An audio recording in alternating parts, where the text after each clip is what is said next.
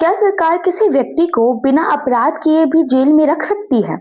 रेगिस्तान जैसे जमीन को खेती के लायक कैसे बनाया जा सकता है? और क्या अमेरिका के नए टैरिफ से भारत की दवा इंडस्ट्री को बड़ा झटका लगेगा? तो हेलो एवरीवन, आप सभी का स्वागत है चौहान विजन चैनल पे। आज के इस वीडियो में हम कुछ इंपॉर्टेंट टॉपिक्स को कवर करेंगे, तो एंड तक जरूर देखिएगा। तो स्टार्ट करते हैं हमारा फर्स्ट टॉपिक, जो कि है नेशनल सिक्योरिटी एक्ट। आखिर नेशनल सिक्योरिटी एक्ट क्या है? एनएसए एक ऐसा कानून है जो सरकार को यह अधिकार देता है कि अगर कोई व्यक्ति देश की सुरक्षा या सार्वजनिक व्यवस्था के लिए खतरा बन सकता है तो उसे बिना मुकदमा चलाए भी हिरासत में लिया जा सकता है। अब बात करते हैं यहाँ पे, यह एक प्रकार की निवारक हिरासत होती है, मतलब किसी को पहले ही रोक लेना ताकि वह कोई भी नुकसान ना कर सके। अब बात करते हैं कि इसमें संविधान क्या कहता है। क्या संविधान सरकार को एक ऐसा अधिकार देता है?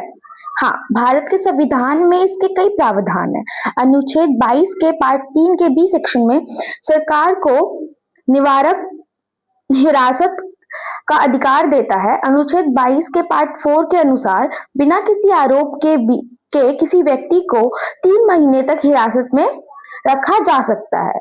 अगर सलाहकार बोर्ड इसकी अनुमति देता है तो यह समय और बढ़ाया जा सकता है, मतलब कि उसको 3 महीने से ज्यादा भी रखा जा सकता है।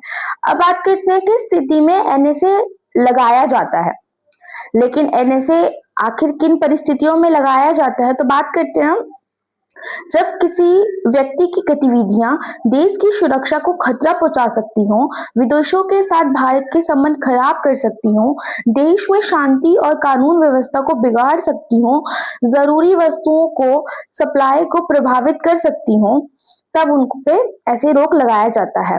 हिरासत की अवधि, एनएसए के तहत किसी व्यक्ति को बिना आरोप के 12 महीने तक हिरासत में रखा जा सकता है, लेकिन सरकार चाहे तो बीच में उसे छोड़ भी सकती है। ये पॉइंट यहाँ पे लिखा हुआ है कि 12 महीने तक उसको रख भी सकते हैं, उसको चाहे तो हम छोड़ भी सकते हैं। अब बात करते हैं सलाहकार बोर्ड की।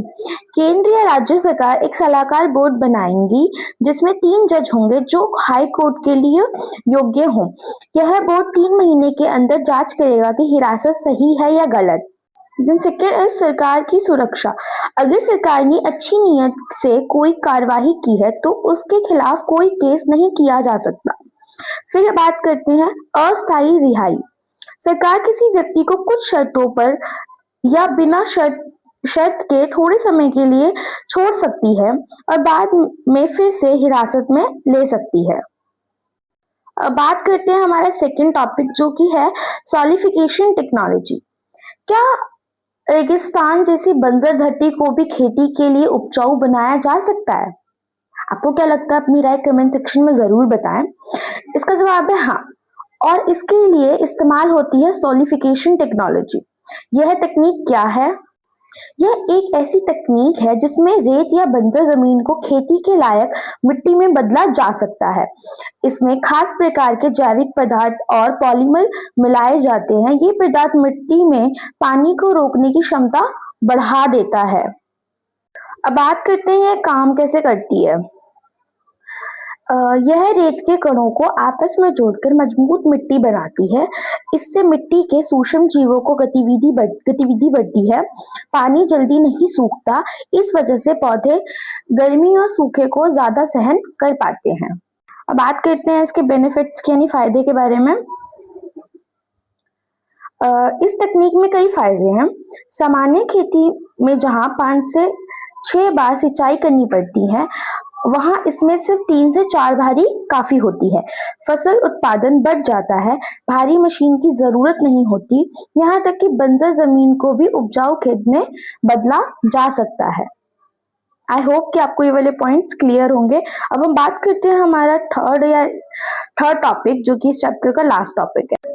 द थर्ड टॉपिक इज अमेरिकी ट्रैफिक का भारतीय दवा उद्योग पर असर।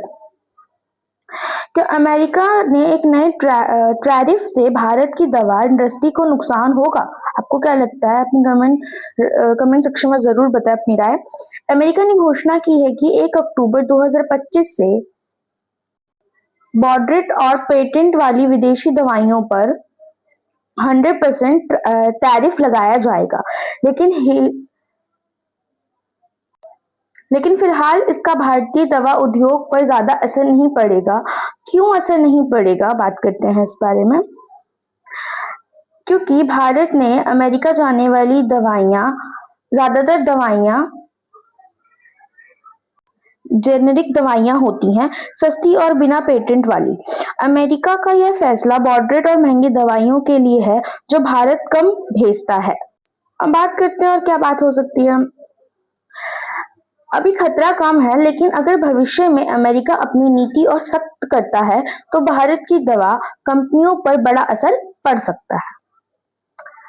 तो हमने सारे टॉपिक्स को यहाँ पे कवर कर लिया है। अगर आपको किसी भी सेक्शन में डाउट हो तो आप कमेंट सेक्शन में मुझसे पूछ सकते हैं। अगर वीडियो अच्छा लगा तो चैनल को सब्सक्राइब करें, लाइक शेयर करना मत भूलिएगा। मिलते हैं नेक्स्ट वीडियो में।